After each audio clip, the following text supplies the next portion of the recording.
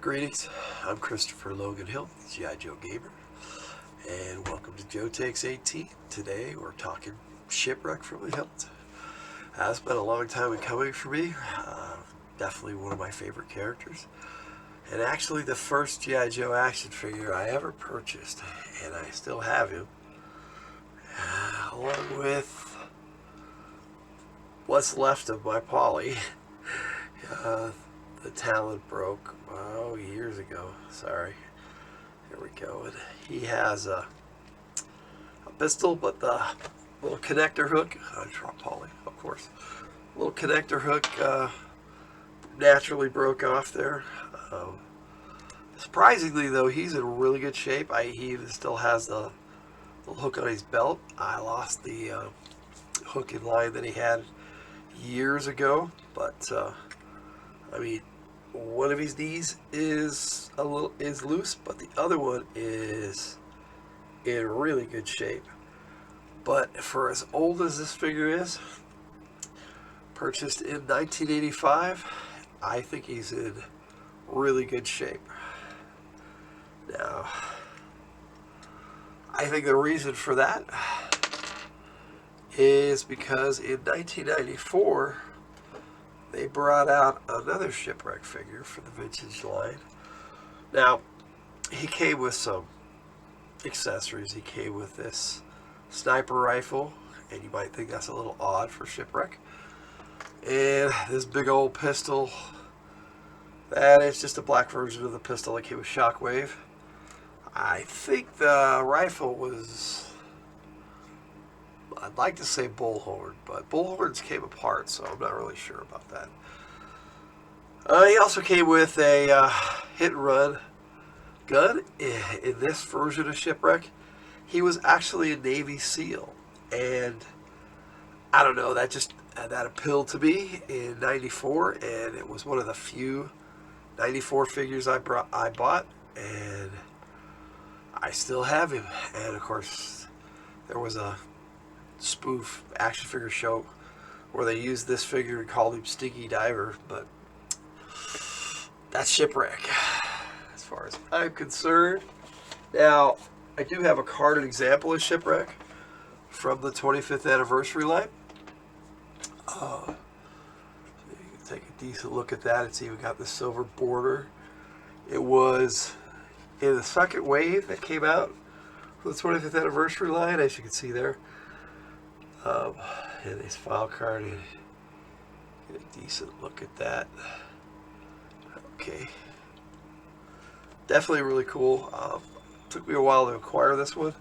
Wasn't one I was able to buy extra. I bought it when it originally came out, so I have one not carded. But for the most part, I knew I had to acquire a carded Shipwreck because he is definitely one of my favorite figures. Now, that takes us to the classified figure in the box art. And in the classified series, he's number 70. Box art is, it's okay.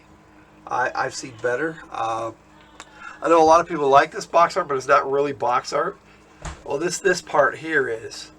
But this over here, this is a photograph of the actual action figure. And you got that on the back. So to me, it's like, why don't you have artwork here? It bugs me a little bit that they did that. I do like the fact that with these packs, though, when you can store the figure in this box, and it comes with a nice little prop there. But the artwork on the inside is the same art that's on the cover, but in black and white. Decent. I like it. And then it comes with a foot locker for Shipwreck. Let's see if we can get this right today. It is number 70. So I like part of the new box art and packaging, and parts of it I don't like. But this one and Rock and Roll are the only ones in this wave so far that I have. I want to get the other ones, but I just have to wait till I can. But that takes us to the actual figure, the classified figure. Now, My biggest issue with this figure is that his holes in his feet for the foot pegs will not fit any foot peg I have. Not a single one. I don't know why. They're just too small. So Shipwreck don't like battle stands. So maybe if they do a newer version of him or a retro, they'll make it so he fits on the foot pegs, because the retro ones at least come with battle stands like Gung Ho and Destro and Baroness and Lady J that I have that's out. I know they've got a Snake Eyes and a Crimson Guard and a Zartan and a Storm Shadow, but I don't have those yet. I haven't seen those in the stores. I've seen them online, of course, but I haven't been able to pick those up yet. Now, I do like the fact that I'm going to take this off here real quick so you can take a look at the Poly figure that they had that came with him. I was a little disappointed that they didn't have the variation where you could spread his wings out like they did with Freedom. But I did like the fact that he actually sticks to the figure on either his rope or his wrist via this peg that is a peg leg for Polly. I thought that was interesting, and then he has one tail and foot. I thought it was really cool that they did that, but it's like, well, okay, wow, you disfigured Polly, but it worked for the action figure, so that's really cool. Now Shipwreck has the original tattoo on his right arm with the anchor, and then he's got a new tattoo on his left arm, which I believe is a shark, but I'm not 100% sure. I don't know, but he does have his Chief Petty Officer chevron on the shoulder, so that's really cool. And then on this side, he's got that other insignia, which is really neat. Now there is a variation on this, and I'll show you with the box art, because I like the way it looks, but I prefer his sailor's hat. He actually does have the replaceable wig, basically, one with a hat and one with just hair, and that's kind of cool. And he looks okay that way, but I prefer the traditional look. He comes with a hook. I wish that they would had a line that he came with separate that was just like this, because I like the fact that this doesn't come apart, so that it displays really well. But I wish that it came with a separate one. Now he came with a remake of that pistol with the little holder for the hand. I don't know why I can't think of the name of that right now, but the little loop to put around his wrist. And he came with another little sidearm pistol, which is okay. But I have to say, this is a really great figure. I have no complaints. I mean, when he stands next to Gung Ho, however, they made Gung Ho really big. So if you put them right next to each other, Shipwreck is probably about maybe 4 inches shorter than Gung Ho. That may be correct. In the animated series, I always made them about the same height, but you can't really tell because they made them all pretty much the same size in the animated series. So I did like that that they made them different like that. But there's that Shipwreck. So now, as far as the Sunbow TV series, I really enjoyed that. Shipwreck was in a number of episodes, starting with the Revenge of Cobra, where he showed up when Flint and Butt were in the desert in Cobra outfits. It was kind of neat that way. The Shipwreck pretty much rescued them if they would pay his fee, but he ended up joining the Joes, and I doubt he ever got paid for that, but it was a cartoon, so who knows. And in the regular Pyramid of Darkness, he was teamed up with Snake Eyes, and that was pretty cool. And he had a number of really, really good episodes. Memories of Morrow was great. And the season finale for the first season was that two-parter, There's No Place Like Springfield. were one of the best episodes they ever made for GI Joe. But I think my favorite one was Once Upon a Joe, where he was telling some little kids a story, and he was basically, it was a fairy tale storyline in the background, and near the end he had Princess J, Princess Scarlet, and Princess Covergirl. It was kind of neat. And they literally had a MacGuffin device in that they were going after. That's what they actually called the device when they didn't know what it did. It was kind of fun. Good stuff for the cartoon. As far as the later ones, they had been quite a few of those too. And Shipwreck has always been a prominently featured character. Now, I know he first appeared in the Marvel Comics, and when he first showed up, it was with the battle platform, and he was in command of that, and I've talked about that issue before. Really cool stuff. One of my favorite issues, actually, with him and Barbecue and all those others on the battle platform. But I did manage to find a cover with him where him and Copperhead in this issue fight it out. Really cool. And Paulie's in this one, and this one was decent. Then they started featuring him in the IDW, and they had him on a few covers of that.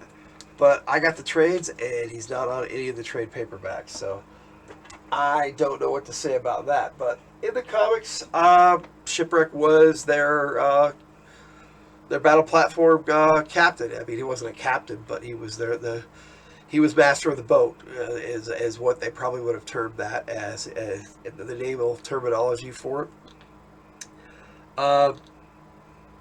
Other than that, in the comics, they really didn't have him in it a lot in the old Marvel run. Like I said, they had him more prominently in the IDW a bit, and I like that. Where Larry Hama started using Shipwreck as one of the more prominent characters again.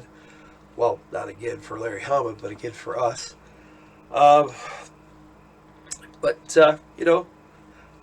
He was a chief petty officer, which makes him E7 in rank, and I do have an action figure where he was promoted to Master Chief Petty Officer, which would be E8, and that was pretty cool. I like that.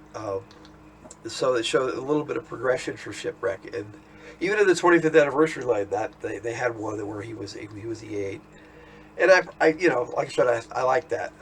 In my head canon, he's like I said, he's there whenever they're on a boat or anything. He's the master of the boat. In my Operation Dungeon Siege, he's actually a squad leader. He's Bravo 1's leader. He's Bravo 2-1, and so I always liked him as a leader. I know they had an episode in the second season where he was made a colonel with Lifeline and Dial Tone, and he was made out to be a total buffoon as a leader. But yet, in Pyramid of Darkness, he took over as a leader and led the Joes to victory near the end of that. So it's hard to say why they wouldn't see Shipwreck as a leader. I know Hawk in that animated episode, the most dangerous thing in the world is what it was called, and Shipwreck. Hawk said he didn't have the ability or the desire to be a leader. I don't agree with that sentiment. I think Shipwreck has the ability. He may lack the desire, but he will lead. And if put in a leadership role, he leads very well in almost every instance that I've seen anyway. Now, I know they get a little silly with him in the cartoon, but I don't see Shipwreck as a silly character.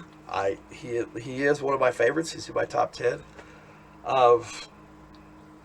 And he was the first Joe I ever got. So to me, he has a special place in my heart because of that. And I'll always have fond memories of Shipwreck, and I'm happy to share that with you. So we'll take one last look at the vintage with Paulie. Like I said, I really love this figure. And I do like the fact that they made him a Navy SEAL, and I do like this figure. But I think they really outdid themselves on. We'll put Paulie on his wrist in this time around. Oh, I've got the wrong Paulie. I was looking at the wrong poly with the other shipwreck, the little shipwreck. They aren't much different in size, really. But I guess they figured if they made poly the actual size of a parrot, that would actually be cool. And for some reason, it doesn't want to peg in there. I've been pegging it on the rope for so long, I don't know. I don't want to force it, and it's not going in there properly. So we'll put it back on the rope, see how it seems to peg in there really good. So one last look at Shipwreck. So like I said in my headcanon, he's a squad leader, and he's featured in the finale of Operation Dungeon Siege, and that will be here in this video right coming up here. So I hope you enjoyed this video and my take on Shipwreck, and I hope you enjoy the Operation Dungeon Siege finale. Next week we got Destro coming up, so that should be pretty fun. And with that all being said, Logan out. Hit to Bravo Team 3. Acknowledge Sierra Whiskey. Bravo 21 here. Bravo leader missed his last 2 radio checks. All perimeter missions are secure, and Lieutenant Falcon has designated your squad as the extraction team. Not like Beachhead to miss a check-in. No, indeed. The captain wants a word. I got my ears on. Shipwreck, this is command. We sent Bravo leader in with a fire team to investigate the location designated as the dungeon. His last transmission had them entering an underground bunker. Proceed to location and bring our boys home. Flint out. 10-4, sir. Bravo 1 is on it. Mainframe has uploaded the coordinates onto the Little Orca's Navcom Bravo 2-1. That sector is the only remaining active fire zone, so happy hunting. Affirmative, Breaker. Blackjack out. Okay, Bravo 1. Let's go save the boss and those Alpha 1 Goldbricks.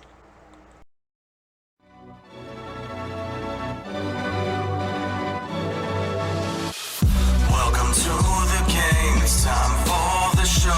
Gonna do my thing when I hit the road. Through the darkest nights I fight these lights I ride to help me through the night. Land of illusion, losing my fuse, abused by confusion, causing contusions, lost in these shoes and losers. True to the rules, never choose the future. Who's gonna be the next to try? Thinking that you're gonna cut me down to size. Looking when you gotta look into my eyes. Bye-bye. Even with another line to write, evacuate my sight. I hold the flame that melts the chain. Oh no, oh, let's say my name. Now flow, it begins to rain. I have to look into the hearts and minds of those around the world that want to steal your life with their lies, break your pride, making you a victim for the demo side. Welcome to the game, it's time for the show. Gonna do my thing when I hit the road. Through the darkest nights I fight these lights I ride to help me through. Welcome to the game, it's time for the show. Gonna do my thing when I hit the road. Through the darkest nights I fight these lights I ride to help me through the night. I scrap away my pains. If I never make a move, then the game will never change. It's time to hit the road. From city to city we go. We ready to put on a show and spread our message across the globe. As freedom and liberty slowly erode, this tyranny starting to grow. You can stand up and face it or lie down and take it, but make it your duty to know. Never forget we're the ones in control. Can take what they offer, but me, oh, I'm on my eyes on my prize, on my sights, on my goals. It's time that we rise and take over the throne.